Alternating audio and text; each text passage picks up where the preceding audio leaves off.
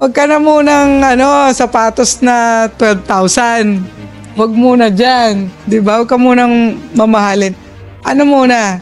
Hitayin mo munang talagang makamomentum yung business mo. Makamomentum. Tapos, ang siguraduhin mo, yung ginagawa mong business, magbibigay sa'yo later on ng passive income.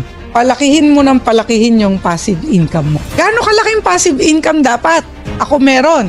Yung passive income mo, lumaki siya hanggang yung gastusin mo sa buhay, expenses, at saka yung mga gusto mong meron ka.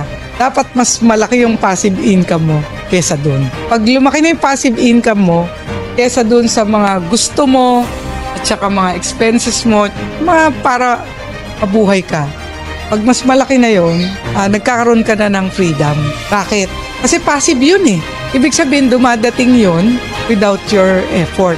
So ngayon, ang ini-effortan mo, palakihin yung passive income para mas may freedom ka. Pag hindi yan galing sa passive income, hindi ka free.